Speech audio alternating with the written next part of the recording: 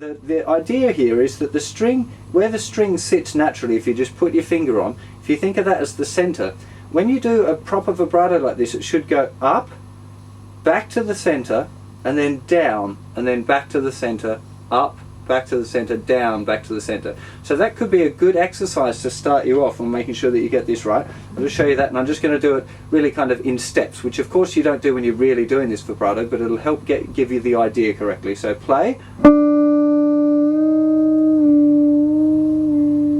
So up, down, up, down, going back to the center each time.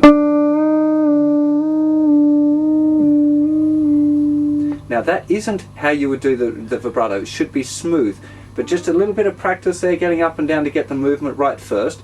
When you feel like you've got that, then start to try and, I kind of think of it like it's circling around it, so it's going.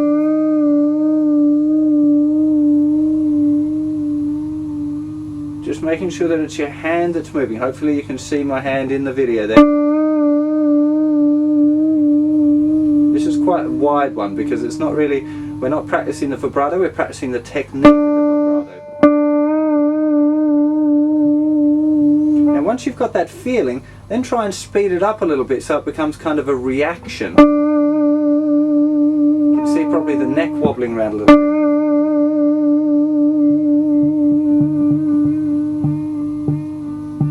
Yeah, this is a really, really important part, is getting this movement to circle around. If you just go on one side, it can tend to sound a little lopsided, although we're going to have to do that on the first string, as I'm going to demonstrate for you in a sec. So practice it up with the third finger, get that one down. Probably next you want to do it with your first finger, because that's the other most common finger to put your vibrato on. You do it on 2 and 4, but fingers 1 and 3 are the ones where you use it the most. So with your first finger, you've got your nice lock there, your first finger is touching the wood.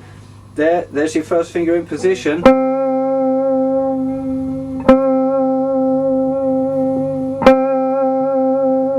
to get it to cycling round. Then work on the second finger. And little finger. Now with these ones, generally, I find that I'm trying to grip the strings just like I would for a bend with more than one finger. It is possible. If your fingers don't slip off, it is possible to do it with one finger, but I don't recommend it for exactly the reason I just showed you. Is that it's pretty easy for your fingers to go and flick off and give you a really horrible sound. So try and get those other fingers on there for support as well. Also, that what you want to practice once you've got that down is different speeds of vibrato and different intensity. So you could have quite a small vibrato, quite a wide vibrato. Practicing again with each different finger, a small vibrato, big vibrato. It's really important to get that kind of feeling. You can see that the whole hand.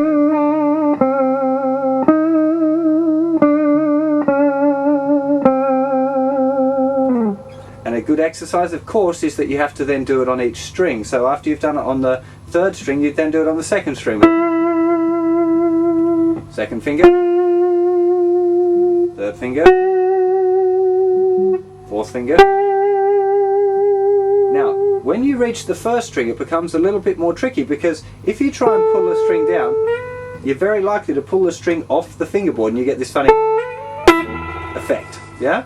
So what you're really after here is a bit more pushing up. A bit more like a little bend kind of thing, because you can't really go the other way. And you'll find that a lot of times that when people are doing this, they actually don't tend to do this sort of vibrato on the first string. It is possible, but it's quite difficult.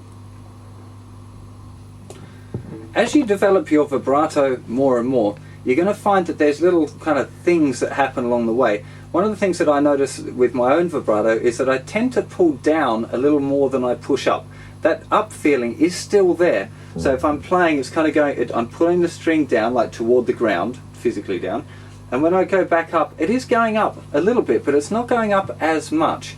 Now, that can be, it's different. On a very wide vibrato, it is definitely going both directions as much. But for a tighter vibrato, I tend to pull down a little bit more than push up, if you like. So it tends to be more feeling like you're pulling the string down a little bit, which is I guess mathematically may not be as perfect as it should be, but again, I'll tell you that the vibrato thing is something that you feel. You have to practice it a little bit to get the movement right, but it's something that you just kind of, you learn the mechanics and then you just try and let yourself do the right vibrato, as opposed to being kind of too mathematical about how much you're pushing or pulling the string.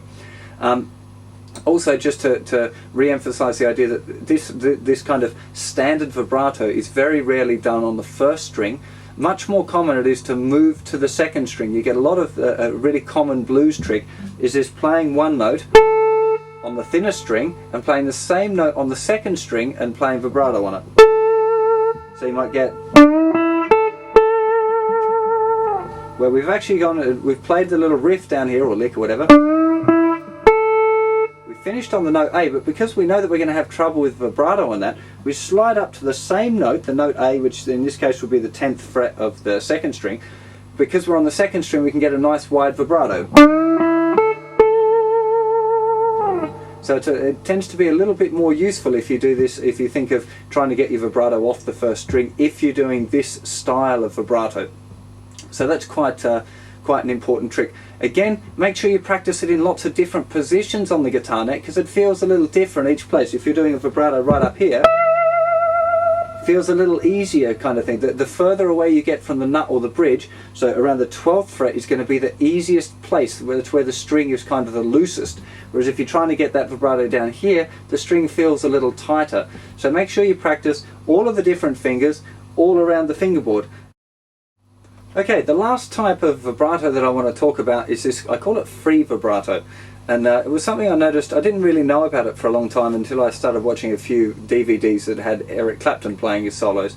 I noticed that he's got quite a nice vibrato, and it was kind of sounded a bit different to other vibratos that I'd heard.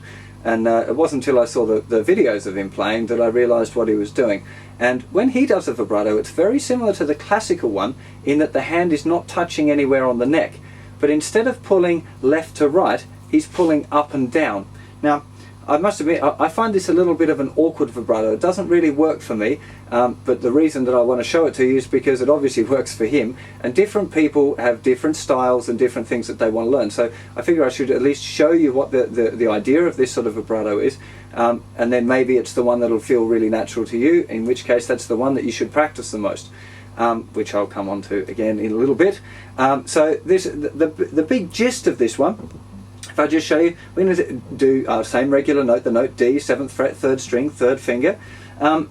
You'd start kind of like you would have your normal standard vibrato, but you would release the thumb and release the 1st finger. So the only point that's touching is the 3rd finger. I'm going to leave my 2nd finger on as well, just to give it a bit of stability. But I have seen Clapton do it just with the 1 finger. I think that's a bit dangerous, but he obviously does it pretty good, you know. So I'm going to use the 2 fingers. Now the idea here is it's kind of like, remember our classical vibrato was the same thing, moving left to right. But now the Clapton one, he's pulling up and down. You get a lot more neck wobble in this style as well, but it is quite a nice vibrato. So here's this free vibrato, it looks like this.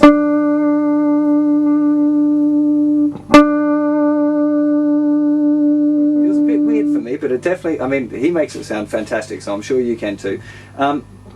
The trick about his thumb and his 1st finger always sit just up and down, just above and below the guitar neck, so it's not off like the thumb's hanging out down the bottom or anything. It's still in a good place. And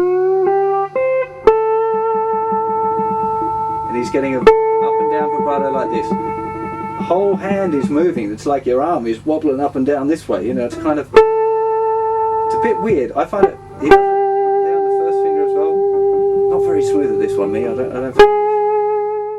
A good thing for you to do at this point would be to go and check out a couple of videos of Clapton playing, as being that he's the most common or most famous guitar player that uses this particular style. So go and have a look and have a listen, because it's an important one to know about. Like I said, it's not one that I really use pretty much ever, but it'd be a good idea for you to go and check it out and have a go at doing that. So I'm not going to go to a close-up of that, because I'm sure you understand the principle is just getting your hand off, it's not touching, and trying to wobble your arm up and down.